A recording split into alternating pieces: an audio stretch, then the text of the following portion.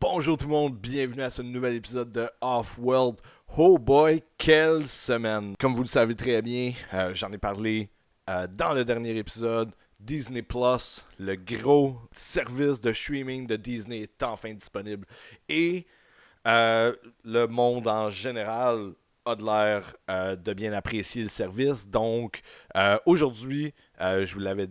Dans le fond, la semaine passée, j'ai fait les 5 choses que j'avais vraiment hâte d'écouter ou les 5 choses que je pensais écouter en premier sur Disney Plus.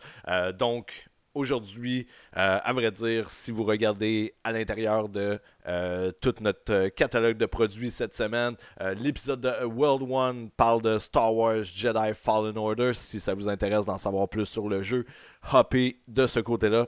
Et de mon bord, je vais parler de Disney+. Donc, une grosse semaine Disney, une grosse semaine Star Wars avec Mandalorian qui est sorti. On a Star Wars épisode 9 qui sort dans un mois, presque jour pour jour. Donc, cette semaine, on embarque là-dedans. Donc, gang, on embarque. Premier sujet de Mandalorian. Juste faire attention, je vais parler dans le fond des 2 premiers épisodes. Donc, juste vous avertir, spoiler alert, si vous n'avez pas écouté The Mandalorian, allez sur Disney+, trouvez un ami qui a Disney+, allez écouter ça parce que je vais parler en détail des 2 premiers épisodes et donner mon opinion, bien entendu, sur comment j'ai trouvé ça, comment je trouve que Star Wars s'intègre à l'univers de la télé, bien entendu. Donc, dernier avertissement, spoiler alert, j'embarque. Holy shit! Wow! On va redevenir sérieux 30 secondes. Les 2 premiers épisodes sont en boîte, donc on a eu la chance d'avoir l'épisode 1 à la sortie de Disney+. C'était quand? C'était mardi? Lundi? Mardi? Whatever. 12. C'était... Ouais, c'est ça, le 12. Et on avait le deuxième épisode qui sortait vendredi de la semaine passée.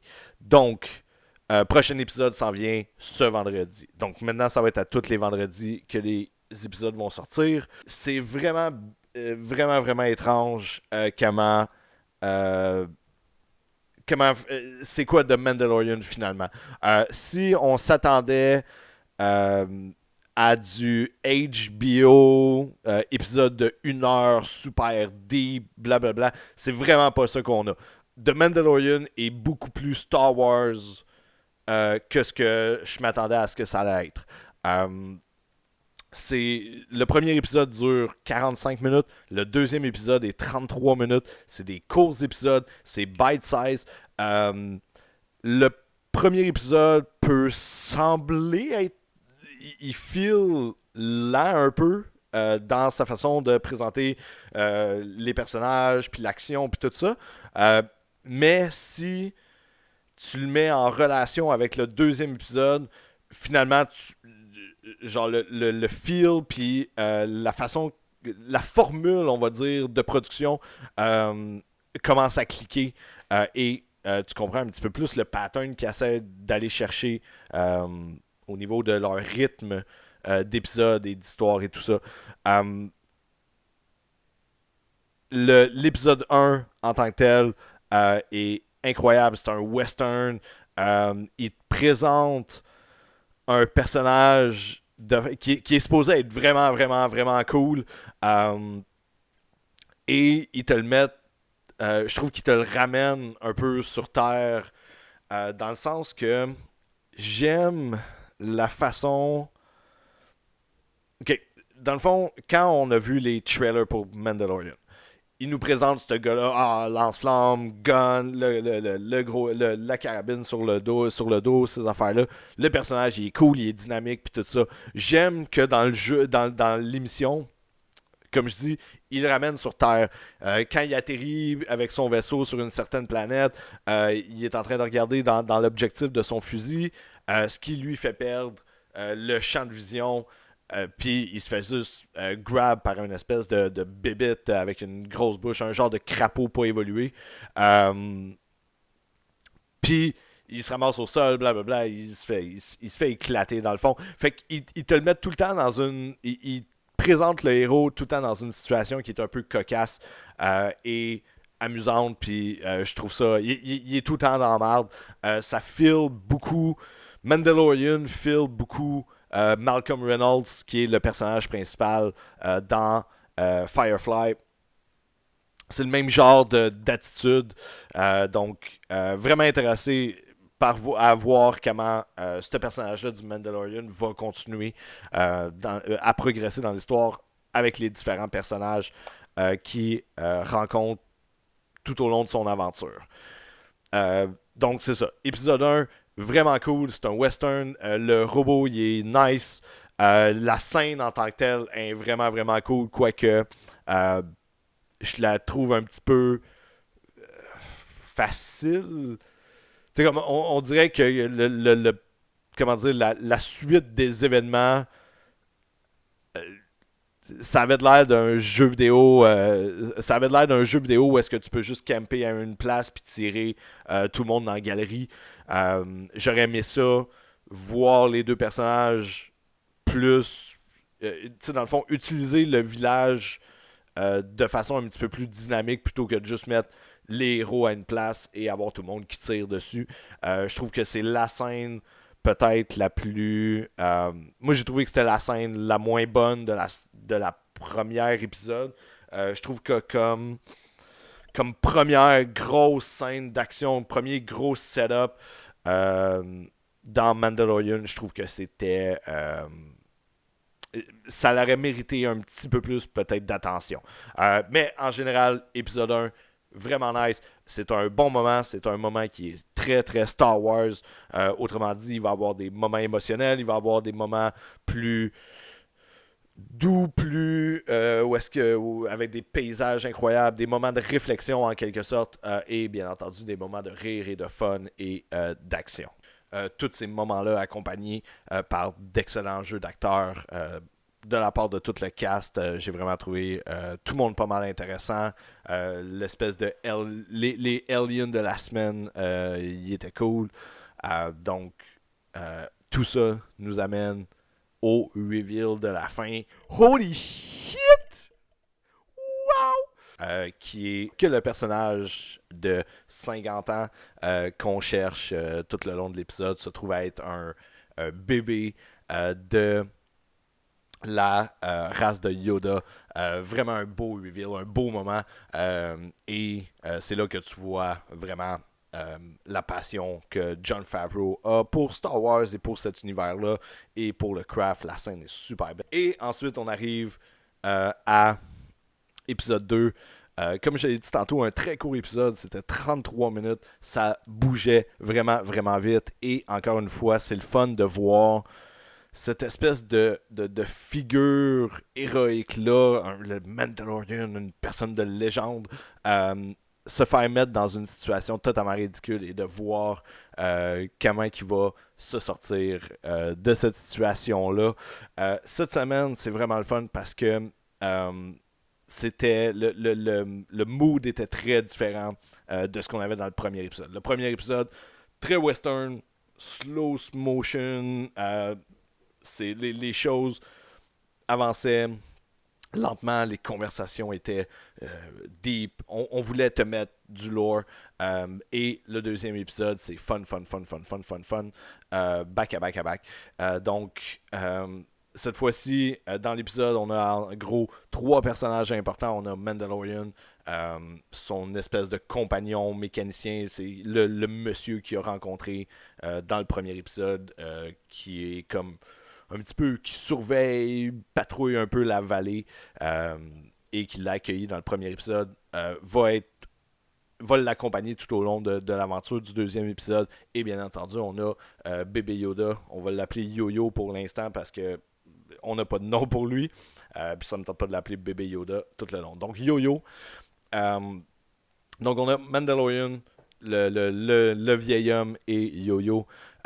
Et en gros, quand le Mandalorian revient de sa mission, il trouve son vaisseau strip out par des Jawa. C'est quoi leur nom? Fait que dans le fond, les Jawa, ils ont strip son vaisseau. Il leur court après, il essaie de les pogner puis tout ça. Finalement, il va essayer de les négocier avec les Jawa et il va devoir affronter une grosse bébite pour aller ramasser un œuf. Et personnellement, je trouve que cette scène-là en particulier, la scène où est-ce qu'il doit aller affronter la créature, a beaucoup plus d'impact que la scène de shooting de, euh, de l'épisode 1. Je trouve que la production est meilleure, comment dire, le stress que j'avais tout le long du combat, de savoir qu'est-ce qui se passerait avec lui, qu'est-ce qui allait se passer avec Yo-Yo qui était un petit peu plus loin sur le field, puis l'espèce de gros rhinocéros avec qui il y avait une confrontation. Fait que j'avais beaucoup plus comment dire, d'attachement émotionnel à la scène que j'en avais dans l'épisode 1. Donc, juste un petit sideline. Et on a encore une fois, à la fin de l'épisode, l'impact, le moment où est-ce que Holy shit! Wow! Yo-Yo utilise la force pour arrêter la créature. Encore une fois, ils ont réussi à nous hook. Ça feel, encore une fois, Star Wars à l'os. Et je trouve que la formule qu'ils utilisent, l'espèce de comment dire, c'est tout des. Comme je le disais, chaque épisode est comme une aventure bite-size. C'est comme prendre les sacs d'Halloween, où est-ce que c'est tout un bon petit bonbon à chaque épisode. Donc, vraiment, vraiment, vraiment content de cette série-là. J'ai hâte à vendredi pour aller voir, pour écouter l'épisode 3. Personnellement, je suis plus dans le camp Netflix pour ce qui est des releases. J'aime ça que toutes viennent d'un coup, que je peux juste binge-watch, et je sens que Mandalorian est le genre de série qui est excellente à écouter là, vraiment là, en une fin de semaine. Mais je comprends le choix de Disney de le faire quelque chose, un épisode par semaine, parce que veux pas, oui, ils ont le gros catalogue de vieux films, mais les nouveautés, ils n'en ont pas encore énormément. Ils ont 3-4 shows de près qui sont vraiment là, des Disney Original. Donc, c'est normal qu'ils veulent étirer la sauce le plus possible jusqu'au prochain release, jusqu'au prochain la nouvelle chose qui va être annoncée. Donc, c'était mes impressions sur Mandalorian. J'adore, bien entendu. C'est sûr, je suis bias en quelque sorte parce que je suis vraiment un gros fan de Star Wars et un gros fan de Disney.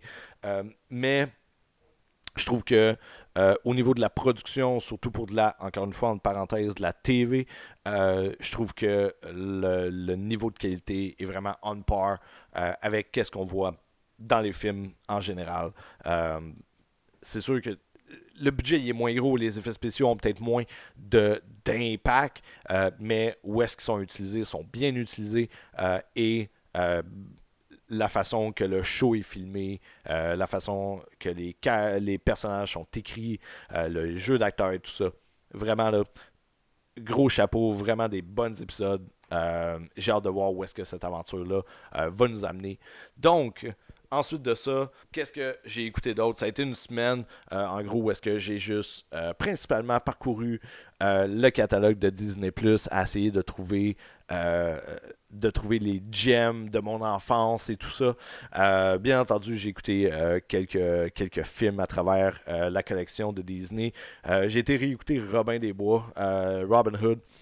Je pense que c'est un de ceux que j'avais pas réécouté depuis mon enfance. Donc, en tant qu'adulte-ish, j'avais jamais réécouté celui-là. Et il y a plein de bons souvenirs. Il y a plein de scènes vraiment que je me rappelais plus de ce film-là. Le film est beaucoup plus dark que ce que j'avais dans mon souvenir. Donc, bien apprécié, Robin Hood. J'ai réécouté Mulan, ça reste un de mes préférés. Quoi d'autre j'ai écouté dans les. J'en ai tellement écouté. Ah oui, petit point que j'ai trouvé vraiment, qui m'a vraiment fait rire cette semaine. J'étais vraiment surpris, de voir la quantité de films et de séries télé avec, dans le fond, la trame audio française canadienne. Donc, Roi Lion, Aladdin sont là et j'ai été franchement déçu parce que Beauty and the Beast avait pas la trame francophone. Et j'ai vraiment trouvé ça bizarre. Toutes les autres, la majorité des autres classiques de Disney et bien entendu tous les films modernes ont la trame française et étrangement La Belle et la Bête est manquant. Donc ça m'a fait ça m'a fait bien rire cette semaine quand j'ai remarqué ça. Surtout que je venais de vanter quelqu'un que je connais qui a des enfants, puis il était comme ah ouais, tu penses que Disney Plus ça vaut la peine, puis j'étais comme ouais, tout est là, les trames françaises, blablabla. Fait que j'ai trouvé ça drôle que 2 secondes après, je fais comme hey, je vais aller vérifier les faits que je viens de dire, et La Belle et la Bête était absent. Ensuite, cartoon. J'ai écouté plein de cartoons. C'était le fun d'écouter des cartoons. J'ai écouté, bien entendu, quasiment 20 épisodes de la série originale, la série X-Men des années 90. Tananana, vous savez laquelle. Et j'ai écouté quelque chose que j'avais jamais écouté dans ma vie. J'ai écouté Ultimate Spider-Man. Vraiment nice. J'ai à peu près une dizaine d'épisodes d'écouter. Je trouve ça vraiment cool, vraiment un bon vibe comme série de Spider-Man. Moi, je suis plus de la série The Amazing Spider-Man qui a plus ou moins fait in and out dans ma vie. J'ai jamais été. X-Men était vraiment mon show cartoon quand j'étais jeune. Spider-Man, quand les épisodes ils jouaient, je les écoutais. Euh, et Ultimate, c'est quelque chose que beaucoup de gens autour de moi m'ont dit ah ouais, il faut que tu écoutes ça si t'aimes Spider-Man. Surtout si, c'est comme Ultimate, comment dire, comme beaucoup des films modernes euh, ont pigé là-dedans. Le jeu de Insomniac a été beaucoup de références à Ultimate. Donc, j'ai eu bien du plaisir, bien du plaisir. J'aime euh, j'aime la dynamique d'avoir le team avec Nova, Iron Fist. Ouais, avoir tout son team, j'ai oublié le nom des deux autres personnages. Iron Fist, Nova euh, et les deux autres m'échappent. Luke Cage. Puis le troisième, la fille, je connais pas son nom de super-héros. Fait que de voir l'espèce de dynamique, d'avoir Nick Fury qui est là, Iron Man, Captain America, le fait que Hulk, le fait qu'ils sont là, que les Avengers qu'on connaît en quelque sorte sont comme around and about, et d'avoir ce jeune Peter Parker là, qui swing à travers New York, aidé par Shield. La dynamique est vraiment le fun. J'ai beaucoup de plaisir avec cette série-là. J'ai été réécouter quelques épisodes de Gargoyle. Mon Dieu Seigneur, que le show a pas bien vieilli. Il y a quelques shows des années 90 que je trouve qu'ils sont vraiment intéressants. X-Men en est un. On dirait que la production des X-Men est encore super bonne aujourd'hui. Cependant, il y en a quelques-uns, Gargoyle inclus, que man, on dirait que la digitalisation a fait perdre des affaires. J'ai l'impression de vraiment écouter le show sur une mauvaise cathodique dans une tempête de neige alors que l'image influe un peu. Là. Donc, euh, c'est un petit peu plus. Il y a certains de ces shows-là qui sont un petit peu plus difficiles à revenir dedans. Gargoyle en était un. Mais un des shows que j'ai absolument pas eu de difficulté à faire, à revenir et à apprécier, c'est Tailspin. Tailspin était vraiment. C'est l'histoire de Baloo, dans le fond, qui a un avion de chargement. Puis il vit toutes sortes d'aventures avec Kit, avec Rebecca. Et ça, c'était un classique de mon enfance. J'avais quelques cassettes euh, dans la série télé, et je les écoutais en boucle. Pour moi, c'était aussi important. Tailspin était aussi important que tous les autres films de Disney. Et oh mon Dieu Seigneur, j'ai adoré revenir écouter ça, revoir les petits moments qui ont marqué mon enfance. J'ai eu beaucoup d'émotions en réécoutant cette série-là. Fait que Tailspin, Ultimate Spider-Man, X-Men, ça c'est ce que j'ai écouté au niveau des cartoons. Et bien entendu, j'en ai profité pour aller réécouter Avengers Endgame. Et ce film-là, ça doit être la 10e fois, littéralement, c'était la 10e fois que je le réécoutais cette fois-ci. Et euh, encore une fois, il y a quelque chose dans ce film-là. la dernière demi-heure de ce film-là a tellement d'émotions qui montent et je peux pas finir ce film-là avec un moton dans la gorge et en étant une grosse chmou. Ils ont une façon de nous présenter ces personnages-là qu'on a passé les 10 dernières années de notre vie à suivre. Ils ont cette façon-là dans le film de nous les mettre dans des situations où est-ce que d'un frame, on va dire, en l'espace d'une scène ou deux scènes, on passe du moment de faire comme oh non, ah, ouf, ah, oh yeah. Euh, et ils nous le font tout au long du film à travers les différentes scènes et tout ça. Et quand on arrive à la fin, il y a comme le moment de alright, il est laissé en suspens, bien entendu, par les événements du film. Et à chaque fois, il me pogne. Quand la signature de Robert Downey Jr. arrive à la fin du générique, I broke the fucking down. Donc, toujours un plaisir de réécouter ce film-là et de vivre les émotions. J'ai vraiment hâte de me refaire la série au complet, vraiment me refaire un marathon assez concentré de tous les films de Marvel pour arriver à Endgame. Euh, dans le fond, quelques films sont encore non disponibles, mais ça, c'est une autre chose intéressante du service. Lorsque vous allez sur un film, disons que vous cherchez de la Jedi ou vous cherchez quelques films de Marvel, ils vont vous dire présentement le film n'est pas disponible dû à une entente commerciale. Voici la date de disponibilité. Euh, donc, c'est le fun de savoir d'avance que tous les films vont être là. En ce moment, sur les 23, il y en a 16, donc il nous en manque vraiment pas gros pour pouvoir se faire un marathon des 23 films de Marvel. Donc, gang, merci beaucoup d'avoir été avec moi. Comme d'habitude, à tous les lundis, Off-World est disponible en vidéo sur YouTube et en audio sur SoundCloud. D'autres services vont s'en venir bientôt. Je suis présentement en train de travailler là-dessus. Mais pour l'instant, SoundCloud est votre source pour la version audio. Donc, merci tout le monde, gang. Si vous aimez ce qu'on fait, bien entendu, allez suivre les pages de Simple Tale Studio sur YouTube, Facebook et Twitter. Et on se revoit